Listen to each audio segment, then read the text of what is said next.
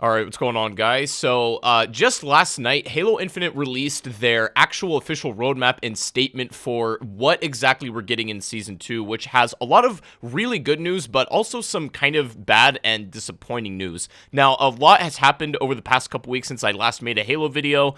Basically, the entire rhetoric around Halo Infinite has pretty much shifted from people being, at least positive or moderate or neutral in the game to just downright negative about it. So it's a lot has changed since we've really last taken a look at the game and the community and stuff. And I think a lot of people were upset at 343. By the way, 343 basically went radio silent for an entire week almost. No communication about anything. There was a lot of drama with that situation. But basically, I want to talk about everything that's coming in Season 2 with Infinite and why this update is a little bit disappointing, but also at least to some degree hopeful. So if you guys enjoyed the video today, make sure to drop a like and make sure you are subscribed if you're new to the channel, and let me know in the comments if you guys are still playing Infinite. I'm genuinely really curious about how many people are still interested in the game and if Season 2 is going to bring you back or if you've just been waiting. I just want to know your current feelings on the game in general. But anyways, let's take a look at their statement for Season 2. Just going to briefly summarize this so we know context of what we're talking about. They pretty much open up by saying, hey everyone, we're going to be answering questions that are on the minds of Halo players at the moment, such as when can we expect new content and features, and the way that they're going to lay it out is they have different priority issues, 1, 2, and 3. Priority 1 is addressing already existing issues, priority 2 is finishing Season 2 and then having it ready to ship on May 3rd, and then priority 3 is infinite co-op and also Forge mode completion. Now, one thing you might ask yourself is, wait, I thought Halo Infinite campaign co-op was coming in Season 2. Well, it looks like that was originally the play, but is no longer what's happening. Well, it is and it isn't the case, I suppose. They released this really big statement that essentially is saying that the reality is that having a very high quality full 4-player co-op campaign experience is just going to take a little bit longer to develop, and it's not, unfortunately, going to be ready for the launch of Season 2. That being said, they are going to launch it at some probably mid-season update during Season 2, and and then they're still planning to launch Forge in Season 3. So we won't be getting these two at the same time. It looks like we're not going to get co-op campaign at the beginning of Season 2, but sometime in the middle, just to make sure that it's high quality and functioning properly according to their statement, that is. I can't say I'm surprised necessarily. I mean, to me, this isn't the biggest issue that has to be resolved right now. Campaign co-op, I think, is like, I don't know, maybe it's a bigger deal to other people. I can live with this, I guess. I mean, it does kind of, I guess it's more representative of how development is going more broadly across the board. And that kind of takes us to like the other, let's say, pieces or mainline drops of Season 2 content. We'll get to Forge mode in a little bit. It does look like they've been inflating it to some, small handful group of creators. So some people have already been playing with Forge mode. That's why you've been seeing it around and there's footage and stuff. But basically, the other actual pieces of content we're getting with Season 2, we are getting 2 new maps, fortunately. One big team battle map and then one typical arena map as well. So the first one they show off is called Breaker. This is actually concept art of it, but this is a big team battle map coming to Infinite in Season 2. And then the other one is Catalyst, which is the arena map coming in Season 2. So for those of you who have been viewing the channel for a while, we made a video talking about some leaked maps that were MP related for Infinite, and I'm actually not sure if these leaked maps are what we're seeing right now in the concept art. Obviously, the names are going to be a little bit different. That's always how it goes in game development. They have their work in progress names, and then they have their final build names. But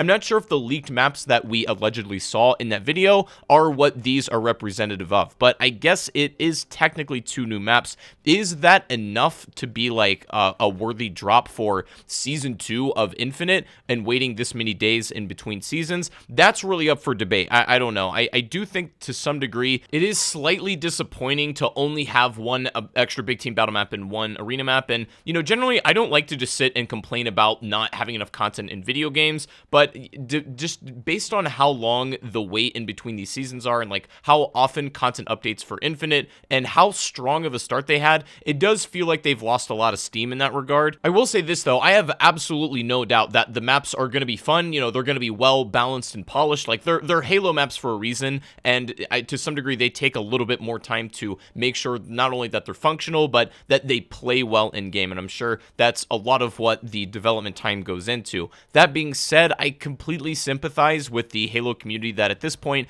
is kind of just over the live service model of Halo, which kind of brings us to a bigger topic. But before we get there, let's cover the last stuff in Season 2. So this is the Priority 1 stuff. This is what the entire, or I guess so I would say the majority of 343 Industries is cracking down on and putting the most amount of hours and manpower into. And basically, to sum up that statement that they said, these are addressing critical issues that affect like the gameplay and progression and everything. A lot of stuff where, we can see minor instances of the anti-cheat not working or having cracks in the armor there, and also big team battle not being functional. Stuff like that, they claim that is priority number 1 to have the, just general current player experience to be as best as possible. They say that a lot of these issues they can't even really detect until they launch the game at large scale, which is why they're taking care of them now, which to some degree is excusable because this happens in literally every video game that's ever existed. But at the same time, it starts to lose a little bit of momentum when like Season 2 doesn't come out the gate swinging. Then like Season 3, is it gonna be that much more than Season 2? It's really hard to say.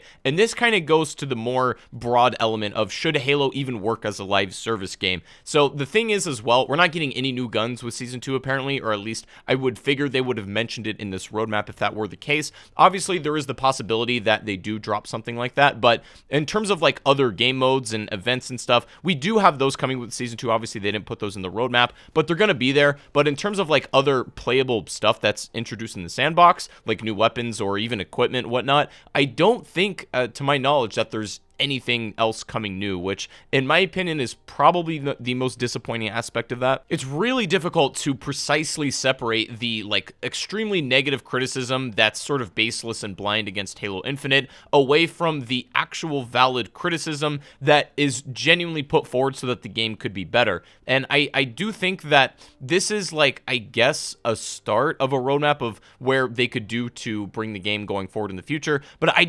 personally, I don't think it's enough. And this is coming from somebody who doesn't usually like to complain about stuff like this. And this isn't me saying that Halo Infinite devs are lazy or, 343 Industries doesn't care about their game or anything like that. They care about it more than anything in the entire world. I'm sure of that. But game development is complicated, but what it does do is raise the question, at least for me, is Halo Infinite even viable, or is it best played as a live service model? Because, pretty much ever since the precedent that Fortnite set, more or less every game has tried to follow the live service trend, and there is a lot of benefits to doing that and doing it right. But I think a lot of games, especially Halo, need to have a lot of fundamentals in place that can build on top of a live service model, because in general, I still think Halo Infinite has amazing core gameplay. When you boil it down to its very core, I've enjoyed the just raw gameplay of Infinite more than any other Halo title personally since probably Halo 3, and that's no small feat. For them to be able to pull that off,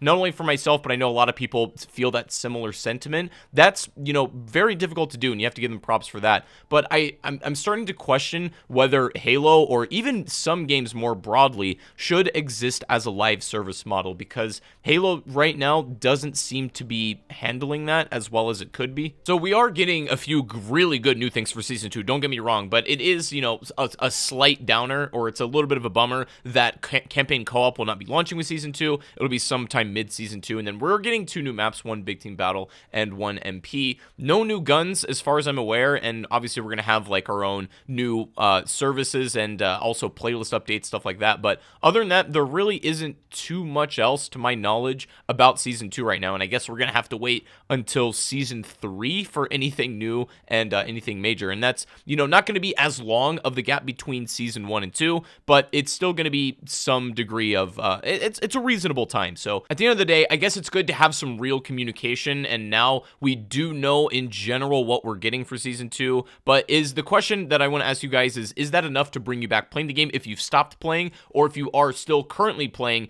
is this interesting enough for you to keep you around? And what ideally would you have liked to have happen for Season 2? Because I think criticism without any solution provided is just kind of ignorant. So I do think that in theory, you should leave what would be your ideal season 2 launch if that were to be the case. If, there were no restrictions, I would love to know. But anyways, thank you guys so much for watching. Be sure to leave a thumbs up if you enjoyed. Subscribe if you're new to the channel. And I also stream over on Twitch. If you don't follow me, you can do that. Link is in the description. But anyways, enjoy the rest of your day, guys. And I will see you all in the next video. Peace out.